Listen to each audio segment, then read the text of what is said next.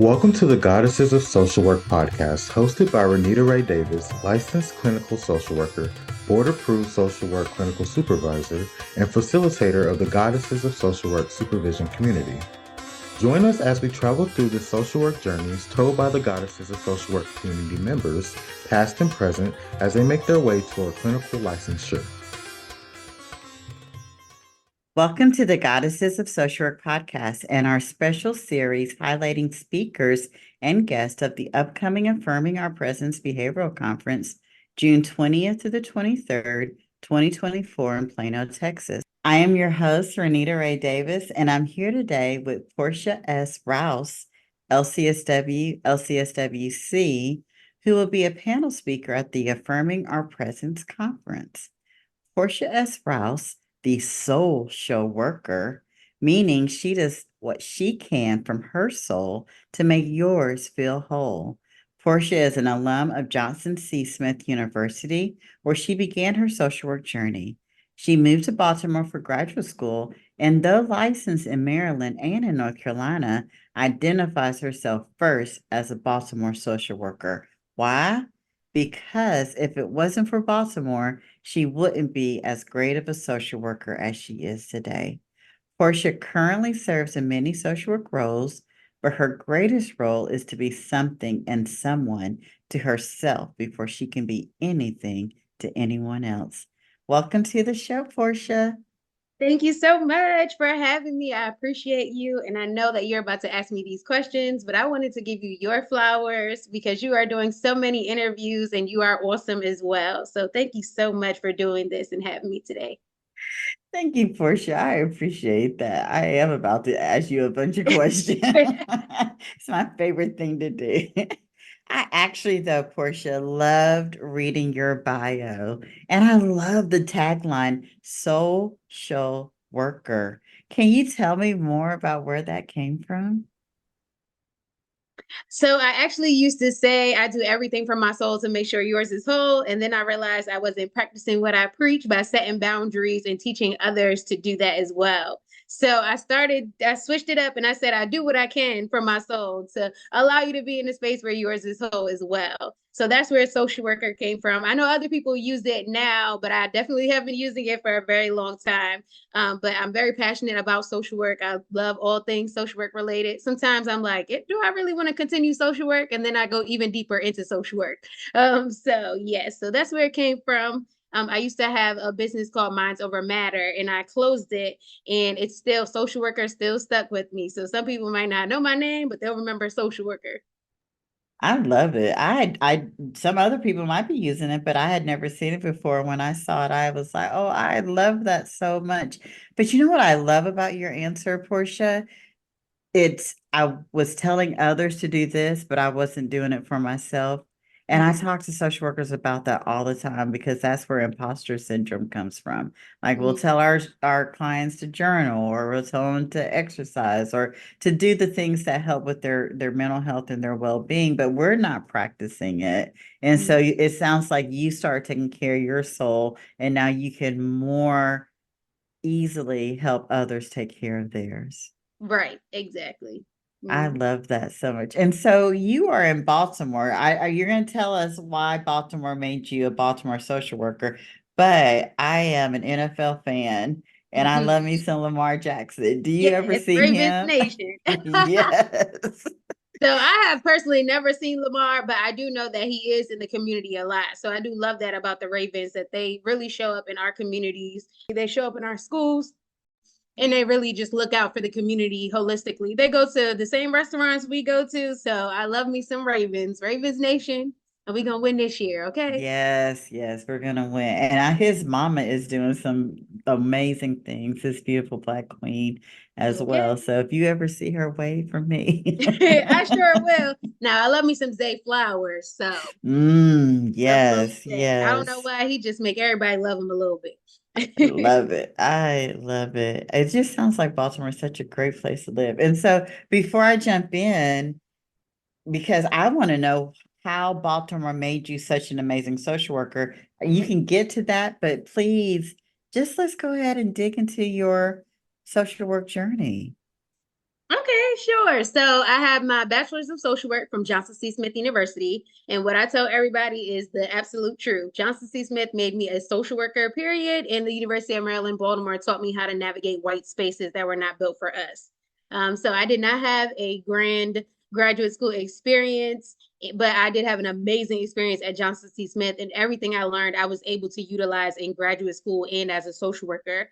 So I became a Baltimore social worker right after I stayed local. So a lot of people don't know, but there are different areas in the country or the world, I suppose, where people will say, no, this is this city and then this is this state. But Baltimore is one of those places where if you meet people, they'll be like the DMV. The DMV is not Baltimore. The DMV is DC, Maryland, and Virginia, which is further up.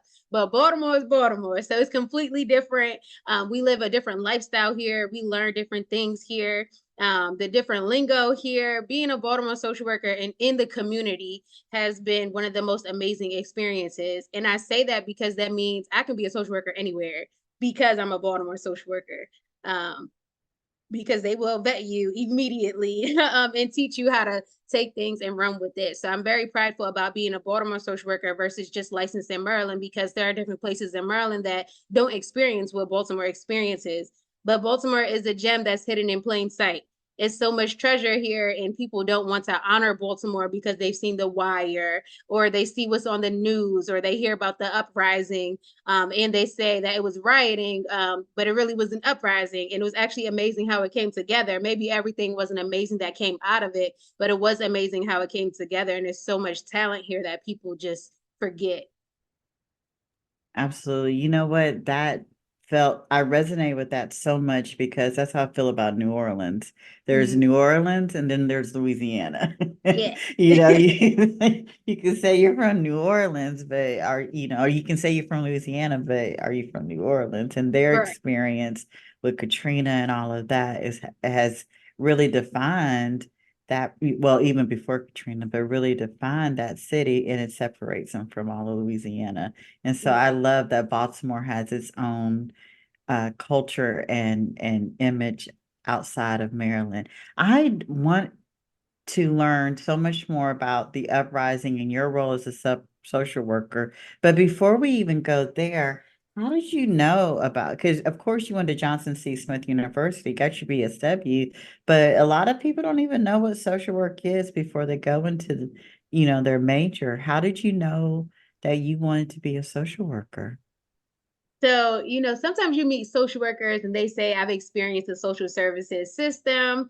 I actually saw Losing Isaiah, and I thought, I'm getting up there right in age. So some people might not know who that is or what that is, but it was a movie with Halle Berry, for those who don't know. And Halle Berry lost her son, gave up her son, a little bit of both. And she was in a space of trying to get her child back. And I thought every social worker in the movie was horrible. So I said, I'm going to be a social worker. And I literally decided to go to school to be a social worker, and 2.5 degrees in social work. So literally Losing Isaiah was my Wow. turning point, and I never turned back. I said, I'm going to be a social worker. Isn't that something? And you know what? I've talked to so many social workers and I've asked them that question probably over 100 times, and never has anyone said a movie inspired them to join this profession. And I used to show movies in teaching and supervision, and that was never a movie I thought to show. But it is a great concept to show movies to social workers or to up and coming social workers about what not to do, Right, for sure. Mhm. especially with, people of color, Mhm. and how to serve them in their communities. Right, exactly. For Yeah, sure. And that's what it was for me. I was like, okay, great. This is what I'm going to study. And I never turned back. that is amazing. And Johnson C. Smith had a BSW program. They do. So Smith is located in Charlotte, North Carolina, and they have a bachelor's of social work program. And I graduated in 2013. So now I'm a part of the alumni chapter in Baltimore. So I do a lot with them to still support the school. And I go back and I'm a guest lecturer when I go back. So it's definitely a small school. So if you came to our campus, we knew that you didn't go there. That's how small it was. But yes, Johnson C. Smith changed my entire life. So I definitely appreciate them forever. How did you decide to pick that school? I only looked at HBCU. So I told my mother, if I'm going to school, I'm only going to an HBCU.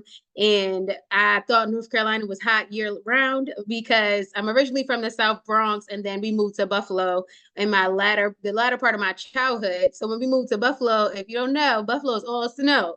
And I said, I'm going somewhere that's hot year round. And I thought North Carolina was hot year round.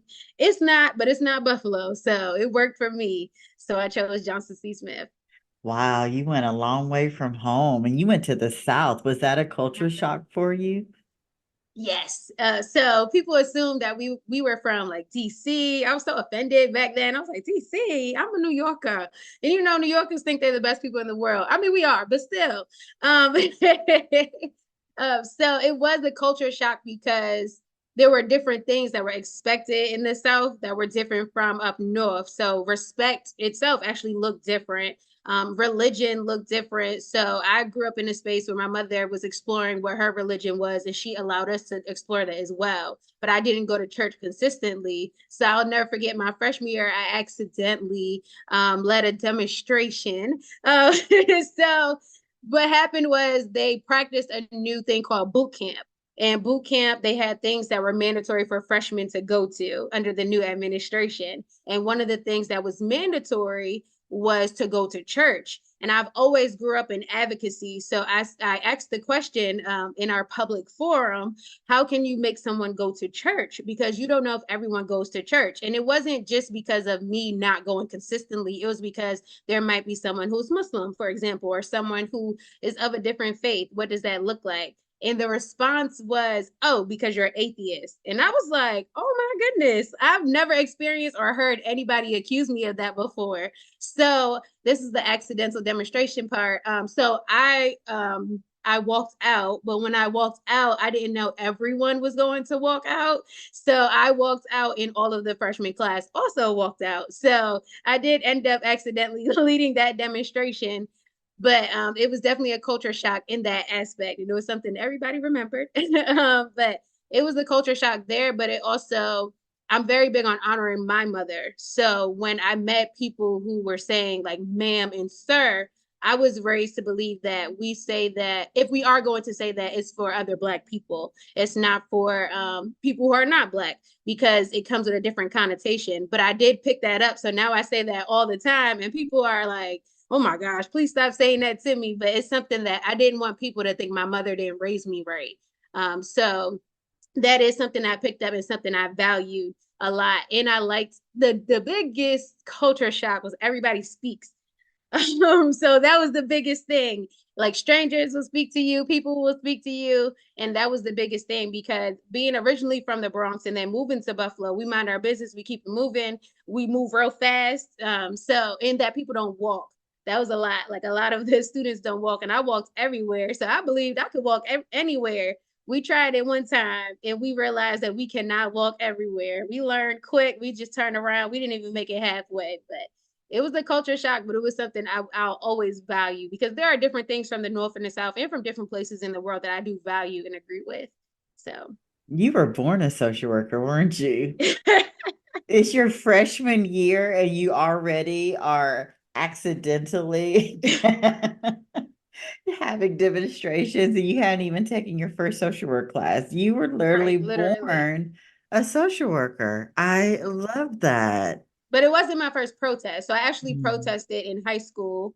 And I grew up participating in the Women's March, the AIDS walks, and things like that. So I grew up that way. And I guess I just thought it was how I grew up. And then I realized, no, this is exactly who I am. So yeah. So in high school, we protested because our school was closed. I went to an all-girls Catholic school, and we had the majority of Black people there, and our school was closing, but we had low enrollment. So I was a part of a protest there so we can try and stay open. We didn't stay open, but it was a great experience and lifelong friends, that's for sure. I'm actually in my best friend's wedding that I met that year. So That is awesome. And you learned at such a young age that your voice does matter and yes, that you can create change exactly, for and you sure. can be a leader in change. Right. Yes, which for sure. which is the NASW's tagline this year, leading change. And you've been doing that for years now. For sure. So I went to a very racist high school. My second high school was very racist. So my mother always instilled in us that Black was the thing to be. So being Black was beautiful. My uncle also instilled that in us. God bless the dad. He was a 5%er. So being Black was something that was just always something that was valuable to us in these spaces that weren't made for us. So by the time I got to University of Maryland, it was a reminder, but it was still an experience there just on a larger level. So it was a reminder about high school, but it was also one of those things where I knew I could do it because I've already experienced this at 15. Yeah. And let's talk about that. One, I want to know, how did you know? Because a lot of people get their undergraduate and they're like, okay, I'm done with school. And you got your BSW. In Alabama, you can actually get licensed at the BSW level. So a lot of people just stop. But you went on and got your MSW. One, it feels like you have very intentional energy. So you intentionally sought out at HBCU for your undergrad. And now you go to this PWI. And Yeah. I'm wondering, what was the intentionality behind that to get one? How did you know you won your MSW, and why Maryland? So I always knew I wanted my doctorate degree. So I knew I needed to get my MSW to do that. And I only applied to the University of Maryland because I did not want to take my GRE. That was the only reason why I applied to University of Maryland, and I only looked at top 20 schools. So you are right. I was very intentional, but I only looked at top 20 schools. I really wanted to go to a HBCU. They all require the GRE, and it was more important to me not to take that. So that's why I chose Maryland. It was the only school I applied to. I had no backup plan, and I was not going back to Buffalo, New York. So I love that. Yeah. And so then here you are in a PWI after having this beautiful HBCU experience. And I'm curious, like, what was that experience for you, especially having a foundation in social work as at an HBCU, which I'm probably assuming there might have been some Afrocentric teaching within the social work spaces. And here you are at PWI. Talk to me about your MSW experience through that lens. So there was definitely not an Afrocentric lens at the University of Maryland. There were a lot of people in the program who switched careers. So I actually didn't meet a lot of people who, even Black people, I didn't meet a lot of people who knew that social work is what they wanted to do. It was their second career, or they felt like it was an easy thing to do, and things of that nature.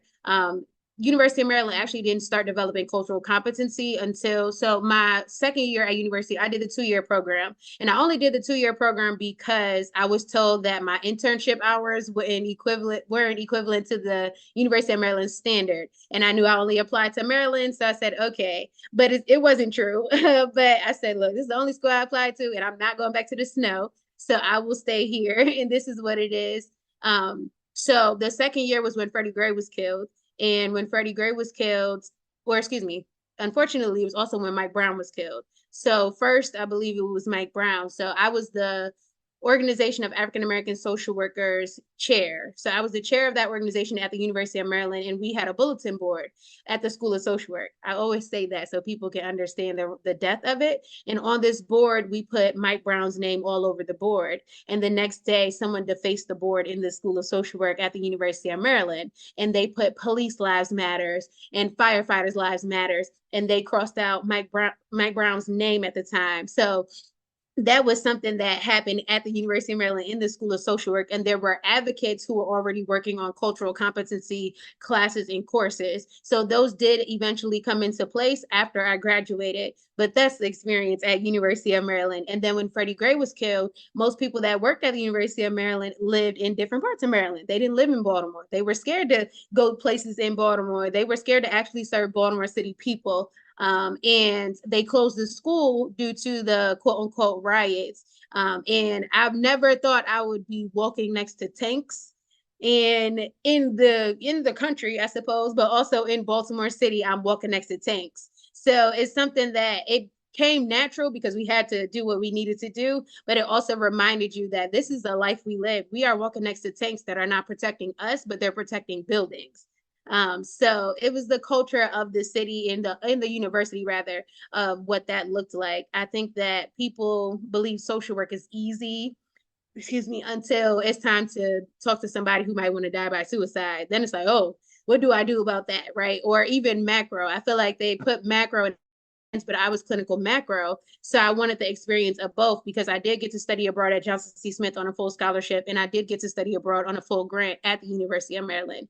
And that one was interdisciplinary, and a lot of people did not know what social workers did. So it was very interesting to be a part of the community there. But it was not a good experience for me personally. I did not have community at the University of Maryland.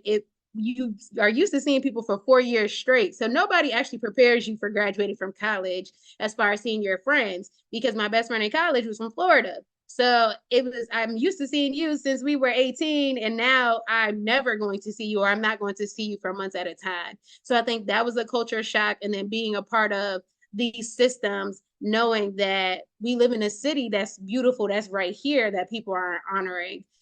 So people pick and choose who they want to be social workers for, which to a certain extent we all should in a certain way, but people pick and choose who deserves a social worker and who doesn't. You preaching, ain't you, Portia? Come on through. And you know what? One of the things I was talking to, I have the honor of supervising some social workers here in Alabama, and one of them said, I thought all social workers were nice. And I've learned, and I've been doing this now for this will be my 25th year. I've learned some of the meanest people Yes, are social absolutely. I workers. And we agree. do not talk about that Mm-hmm. because you're absolutely right. And let's be frank right now. The profession is still 67% white women. Mm-hmm. For sure. And they're serving people who are disenfranchised who usually look like you and I. And Right. so, again, picking and choosing who to serve social welfare is the history of Mm-hmm. social work, Right. Most policing definitely. families is the history of social work. And we Right. don't talk enough about that. And for you to experience that, the facing of the bulletin in the School of Social Work, Right. at such an early part of your career, you got to see what this profession looks like. Right, precisely, for sure. And of course, there were people that were helpful at the University of Maryland. However, the experience was something that was not a grand one for me, especially because I did the 2 year program, and everything I learned my first year, I learned at Johnson C. Smith and then some. So it was great that I did have that foundation, because we did also have people who said that, oh, your HBCU degree is not going to be as great. And in actuality, I was ahead of the game. So there were things to this day that I learned about social work practice that I incorporate from Johnson C. Smith that we don't talk about at the University of Maryland. So, for example, backing in was something I learned at Johnson C. Smith. Nobody talked about backing in at the University of Maryland, but being in Baltimore, you need to back in. So you need to back in so you can go ahead and get out as soon as possible if you need to get out as soon as possible. So things like that, real social work practice and what that looks like outside of the folder. Outside of theory. Absolutely. Absolutely. I'm loving your social work journey thus far. And what I heard you say is that you have 2.5 degrees. So is the third degree also in social work? So the third degree is still pending. We are working on that. We're actively working on that, but the third degree is in social work. It's the doctorate in social work. And is it okay to share the university experience you're having now? Sure. So I actually go to school online. Okay. So it's been an interesting experience as well. I think that the university has been in a space where there's certain support that you get and certain support you're not getting, and certain support that you should be getting. And you have to develop your own community. So I have one of my classmates, for lack of better terms, or we're not really in cohorts, but it would be like a cohort. She has been the most influential, and I've never even seen her in person. So things like that. You have to build your own community and really build your life outside of the program so that you can be whole, so you can finish. So I'm hoping that by this conference I will be done, but time will tell. You'll probably be done. You're very intentional. You like, I set a goal, I'm gonna meet it. So yeah, I can see that you're gonna be done. I love that. And I one of the questions I usually ask, and I wasn't planning on asking you, but I love the reason I started this podcast was because I realized during the pandemic and being a solo practitioner, the importance of social work community, how much I loved it and how Yeah. much I missed it, and being able to create my own virtual community by doing this. And that's what I hear you saying through your doctorate degree is you are creating a virtual community to help you get through that process as well. Right, for sure. And I absolutely agree with you. It's a different level of community when it comes to the social work field, for sure. Hmm. And I love that you've had three very, very different experiences with your BSW, your MSW, and now your doctorate. And I think that is what makes you such a well-rounded social worker is to have such diverse experiences. Thank you. I appreciate that. I agree. I think that all of them have shaped me for sure. I would still love to get another degree from a HBCU, but I'm probably not going back to school. This is enough. But I like the fact that I can teach at a HBCU. So Absolutely. that is Yeah. something that I am thankful for. Yeah. Now, you said Baltimore made you the great social work you are today, and you talked about the uprising. Just a couple of minutes, what has your experience outside of the academic world as, like you said, a real life social worker, especially in Baltimore? What has that experience been like for you? So I've done a lot of different things in social work. So I'm not a community-based social worker anymore. I started off with being a school-based clinician and a community-based clinician, an office-based clinician, a clinician in all the spaces where I was sent. So I've worked with different ages in different all of the schools really, elementary, middle, and high school. So I think the last time I was in the school, I was in two different schools. I was in a few high schools and I was also in a middle school at the same time pre-COVID. And then during the lockdown, I was still in the schools. And then during the lockdown, I removed myself from school-based therapy and I went to private practice.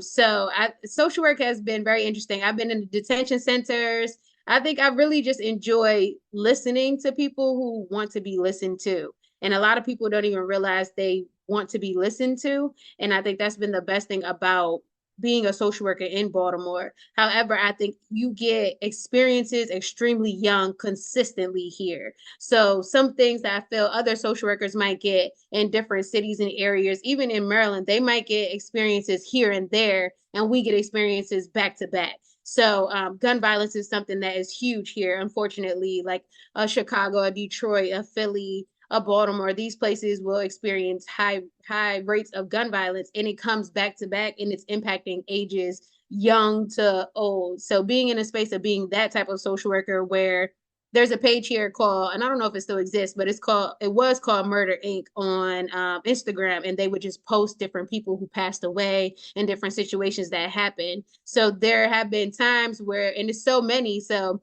there have been times where you could just be scrolling and it could be your client. So what does that look like? Or you hear, okay, this happened, so be prepared for tomorrow when we go to school and we have to respond to this emergency response. So being in that space, but encountering so many young people or people of different ages that are impacted by gun violence, and you being the person that has to respond to it as often as we do. Mm. Thank you for the work you're doing. Thank you for the work you're doing. And it also just sounds like, maybe 1 year in one city for you is like 7 years in social work. Mm-hmm. Dog years. Yeah. But Right, right. thank you But for the work you're doing. I'm more so I, on the macro side now, so I do appreciate that. I think the mental health comes out differently on this side because you're reading it back to back to back. And a lot of what I'm reading now is more so about suicidality and psychosis as far as the macro type of work. So yeah. And in fact, that was my next question. Where do you want to go in social work? What are your plans? So I think the best thing about social work is that you can do so much, and I've done everything I've wanted to do in social work. I think my mind has been, oh, my end goal, and the end goal came a little faster than I thought. So my new, I guess, quote unquote, and not new, it's always been the goal, is to actually, Johnson C. Smith has an MSW program now, but it's in person. So when I was in school, they were actually interviewing us about what we would want in an MSW program. And now they actually have the program. And I think that's amazing. But I wasn't going to wait to get my MSW for them to launch the program. So I would actually like to, they don't have an online program, and I would like to be a part of launching their online program. So that's my end goal, whatever it takes to be a part of launching their MSW program, but more so about field placement and being director of field education. So that's something I'm interested in. Absolutely. And that ties back into your experience of leaving C. Smith, Johnson C. Smith, and going to another university and them saying it's not, whatever. And you're like, yes, it was. And now Right. going back 360 or 180, I'm a social worker, not a mathematician, and going back and saying, this is what field placement needs to look like so that it's equivalent to wherever anyone decides to go to. It Right. feels like that's perfect for you. I love that. That's going to happen. You're very intentional. So Thank you. I appreciate the that. next And time I I've been a talk field to instructor, and I'm teaching field education now. So it's something that I was like, actually, this is exactly what I want to do. So I'm looking that's forward to it one perfect. day. Yeah, that's perfect. It's definitely gonna happen. Oh, thank you for sharing your social work journey. I love that. Oh man, that was such a nice surprise. I wasn't expecting such a diverse experience, but it's pretty amazing. Again, thank you so much for the work you've done and the work that you are doing. You are absolutely needed in this profession. I appreciate that.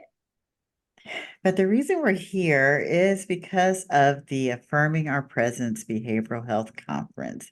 And Yes. just curious, why did you decide to submit a speaker proposal? So I did submit a speaker proposal, and to be honest, I cannot remember which topic I submitted. I am a panelist this year, and last year I presented. So last year I presented on social work your way, teaching social workers how to be a social worker and be exactly who they are, but mixing the two and what they're interested in. So I had the honor of doing that. Jasmine actually found me on social media, and she asked me the first year, but I used to have a shop as well. So with my shop, I had a vending event, and I was like, I can't do it. But the next year I'm in there, and she stuck to her word. I appreciate her for being a woman of her word. She invited me back, and I was a presenter last year. So this year she invited me to be a panelist. So I'm definitely honored to be a panelist, and I'm glad because I can sit and be a panelist versus having to present. I was also a vendor last year, and I will say that the energy, everything about the conference was amazing. That was the best vending experience I had ever in my business, and I've had my business for a little while, but I closed it in 2023, December 2023. So I will say the conference was amazing, the vibes were amazing, the people were amazing, and Texas is hot, but it was great. So I am a panelist this year, and I'm excited about that. Awesome. And you and the other panelists are starting the whole thing off, which is even more exciting. Yeah, because For you guys sure, are kicking it off for us. the Um, pressure is on, but yes. yeah. Oh, it's gonna be amazing. It is definitely gonna be amazing. Portia, how did you find out about the conference to begin with? So Jasmine found me on social media, and her first year. So during her first year, she said she found me on social media. I did all my own marketing for my business. So I was active on social media a lot. And my logo was actually this woman with big hair. She had a big nose like me. I even told the person who created my logo, make the nose bigger. Like, this is a Black girl. I want her nose bigger. I want everybody to know this is big, and that's okay. So she found me on social media, and she messaged me and asked if I could come to the first conference, and I had a vending event. So I told her no. And then she came back the second year, and she said, are you still interested? So she asked me, I submitted a proposal, and my proposal was social work your way. And then I presented for I think I presented both days, and then, or maybe I presented one day twice. I presented twice. So I know I presented twice. And then I was also a vendor for the event. So that's how I found out about the conference, and now I'm able to share it with others, and I'm coming back again as a panelist. So it's very exciting. That is exciting. Why do you feel spaces like this are necessary? I think social workers, especially social workers, need to create space in the mental health world because so many people think that we're small. So they like to either pay us less than what we deserve, or I've encountered counselors who say, oh, well, I mean, you can't do counseling. Actually, we can. We are just learning our modalities differently, and we look at the person differently, but we can absolutely do therapy and go into private practice. But I've been in so many spaces where people try to make social workers small. So just like we were talking about earlier, we need that community. Like the community you're creating with your podcast is something that's like, a breath of fresh air for people. And sometimes we need that and we don't go after it, or we don't know where to find it. So this being in this space is necessary because we can create that community. Even people who were just coming by, or even staff that were working in the hotel last year, were like, this is amazing. Like there are so many Black people here talking about the things that they're talking about or experiencing different things, and just giving that vibe and community that we need, especially in a world where they want to pit us together. When we don't have to be pit against one another, we can show up and show out as ourselves with each other and for each other. That's it. Yeah. It's like an Essence Fest in Texas. Yes, that's what it is for sure. And it gets bigger and better every time. Yes, I love it. I do. Do you know what your panel discussion is going to be about? Or have you guys already been talking about what the theme of the panel discussion will be like? So the panel will actually focus on continuing to affirm your presence. So I don't want to give the questions, but they will be about what does it look like to affirm your presence, and what does that look like from each of the panelists' viewpoints, and also the different questions that they have about how we can do that and maintain our mental health and things like that within our communities. Absolutely. That's going to be awesome. Why do you think it's important to affirm our presence? I think because people want to make us small, and Hmm. we're the largest things in life. We're the largest people in life. So we get to affirm our presence. We don't have to, but we get to. We get to be in a space where we affirm our presence, where we're reminding ourselves that we're supposed to be here. We were made to be here, and nobody gets to be like us. I feel like, me personally, I feel like Black women endure the most out of everybody in the world, because we protect everyone. People want to be like us, but they want to make us small. There's so much that comes against Black women, and sometimes we are all we have. And sometimes we have to decide, no, I'm going to affirm my presence because you actually need me more than I need you. And that's okay. So I think it's necessary for us to do that, because that's what keeps us going, but it also keeps the world going and flowing too. I already said it. You preaching tonight, Portia. You are preaching tonight. I love it. I'm going to take a second and pull back from the conference for a minute. And I want to talk about what you're doing. What Ooh. I heard you say that you just closed your shop or your business, but I Mhm. know you have got to be, when one thing ends, another thing begins. So what are some of the things that you're doing, businesses, company successes that you have going on right now? For sure. So the one thing I would say is that I'm a God girl, so I'm a glory girl or what have you, and I followed what God told me to do. And He was like, "It's time for you to close this business, and that's okay." And I was actually happy. I was like, "Okay, well, if I have to close this business, you're the one who gave it to me in the first place, so this is what I'll do." I am focusing on graduating, so I'm hoping to graduate and focus on that. But I was doing private practice and I was doing my shop, but I actually never wanted to do therapy full time. I used to say that in undergrad all the time, but then I became a therapist and I realized actually I'm good at this. Like I'm great at this. This is what it looks like. I still do see clients, but my goal was to do speaking engagements like panel discussions, and to do CEU trainings and things like that. So hopefully one day I'll be moving that in that direction as far as panel discussions, but I show up as a social worker in the spaces that I'm in. So, for example, the Johnson C. Smith University Baltimore alumni chapter, I can show up in that space. What does it look like to either recruit current students or future students? I'm the scholarship committee chair there. So, we're having a fundraiser, and this has been the biggest fundraiser I have done, as far as Johnson C. Smith and what that looks like. But it also allows me to continue sharing who Smith is and how it made me a social worker. but I'm also in spaces where, so when it comes to Greek life, for example, I can show up there and I can say, well, when we speak about health in general, let's remember we need to speak about mental health. What does that look like? So the spaces that I'm in, I'm able to show up that way, and I appreciate those experiences. But I'm also a panelist at another conference, which is a dental conference. And I love showing up in spaces that don't think about social workers or mental health, because I get to show you how it relates to your profession too. And hopefully a husband.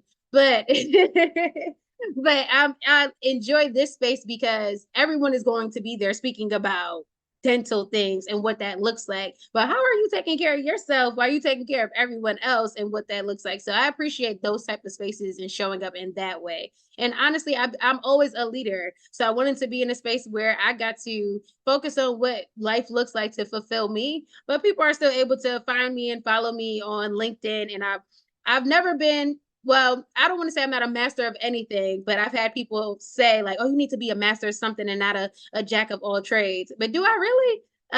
Because it's great that I get the experience in all these different places and I can choose what I would like to master. But some people only master one thing and they miss out on all the experiences of everything else. So I like to be in that space, and I'm trying to figure out what life looks like next. So my research is actually on how social workers can respond to community gun violence. And I do want to be in that aspect of continuing to do different strategies, but on a macro lens. So hopefully another business will come soon. It won't be this year, that's for sure. But maybe next year a business will come soon. But it'll more so be on training materials and trainings and things like that. I love it. Yeah, we need the students to become the teachers now, and that's what it sounds like. Yeah. And we're going to be calling you Dr. Rouse I soon hope so. this year, Yeah. 2024. Yes, I'm Let's excited. claim it. Amen. Yes, it's already done. And it also sounds like you don't allow other people to put you in a box, and you create your own boxes that you would like to enjoy if you so if you so wish. I Absolutely, love for that. sure. I think the world tries to make you small. Mm, And I won't say that I've never been in a space where I let the world win, but I am in a space where I don't want them to win, and I don't want anybody to look at me and think that I've never been in that space, but I don't want them to sit in the space and think that they never can get out of the space. So, yes. And I was thinking while you were talking, the clients that you saw, the ones that you still see, they're really blessed to have you. And even Johnson C. Smith in the role that you're playing with them, they are very, very, very blessed to have you. So thank you I so just wanted much. to make sure I said that too.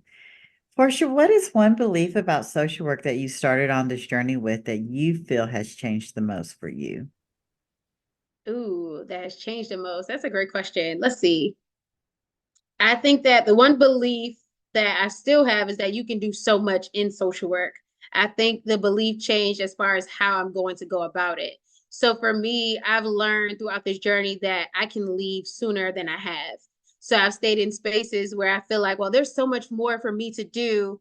But I've learned that you can actually leave sooner and you can still show up differently this way. So the one thing for a while, I was like, well, I don't want to move out of Baltimore because I want to serve the city. Or if I'm not a community-based social worker anymore, am I still that Baltimore social worker? But if it wasn't for the second graders who taught me about what life was in Baltimore and what it looks like to be jumped in second grade, then what would that look like? And that was my first client. Or if it wasn't the clients that I've had who related to me because, or I related to rather, because their fathers were incarcerated and they got to experience somebody who looks like them, who's there to help them, and also who experiences the same things that they experience, then I wouldn't be able to do all of these things in different spaces. And I wouldn't be able to bring it back to people and also give them the idea that they can do it too, that you can do all things.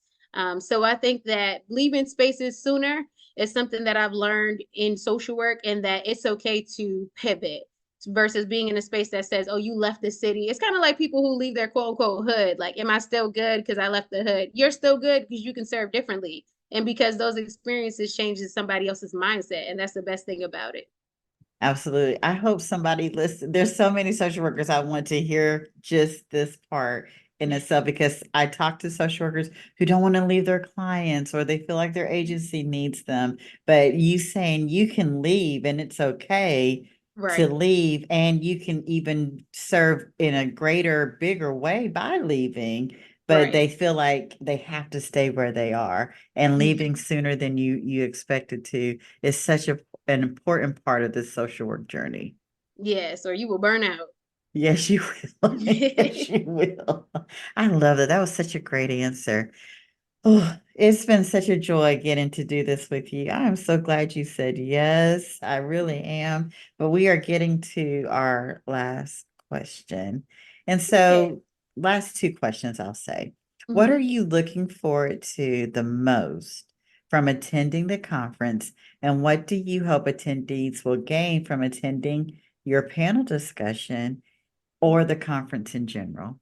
I think I'm looking forward to possibly seeing the people that I've seen last year, not necessarily people I might remember or not remember, but people who were in a space that says, this is what I did last year and this is what I'm doing now. I think I'm also interested in seeing new people as well. So as far as students or people who are in the field of social work, either new or seasoned, and just learning different experiences. So I love listening to people's experiences and what it looks like. I've learned there is a difference as far as, especially like northern social workers, southern social workers, California social workers, because California is strict, okay?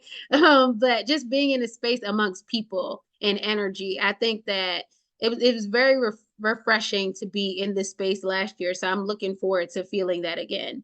And I think that I would want people to leave with something. So don't come in a space and feel like you have to get this one thing and that's it. Or don't come and just do this event and not do anything else. But be open-minded and come to receive whatever it is that you're supposed to receive. Because sometimes you're so focused. I know me, I know you said I'm very intentional, but sometimes I'm like, no, this is what I came for. This is what I need to do. But sometimes what I actually needed wasn't even what I came for. So being in that type of space and open to hearing everybody and their experiences. And the last thing I would say is just to remember that I'm a Baltimore social worker. And Baltimore social workers can do anything. That means I can be a social worker anywhere. And I can do all things because I started in Baltimore, and that Baltimore is a city that Lamar wants to stay here because Baltimore is the city that was made up of strength. So Baltimore strong is a true thing. And I just love being a part of this city. It's a little ruthless, but I understand why. And I understand that it's a survival tactic and that Baltimore is more than survival, it thrives. Absolutely. And I love what you said, that social workers are coming from all over the nation. And Mm-hmm. one of my social workers just did a CU event on the compact license, and she was Yes, all talking that. about how different states historically have different things that their clients are affected by. Like New Yorkers Absolutely. have something like, you're from New York, they have Mm-hmm. um the Disabilities Act that they were Right. affected by with all the group homes. Louisiana, like we talked about, New Orleans has Katrina. There's so many different things that social workers are dealing with that we may not be dealing with in the state or cities that we live in. And so being able Exactly. to bring all these social workers from multiple different states, and for us to be able to take our CEs back to our home state from Mm-hmm. Texas. Right. I think Jasmine doing that, I think, is a big deal. These aren't just Absolutely. Texas-based CEs, these are national CEs. Is a They sure big are. deal. So not only are we going to get to learn about how social workers are social working in different states and areas than we live in, but we get to take those CEs back home with us. So that's a big deal. Do you have Sure any is. final words of wisdom or advice you would like to leave our audience with today, Portia? Oh, I think the final words I would say is that you can do different things in social work and it's okay to start over and try something new. So now I'm doing utilization review, and I love it. It could pay a little bit more, but I love doing this one because I love working remotely. But I think I would say that you can do different things in social work and it's okay to try something new. You don't have to just stay in what that specialty is or your niche.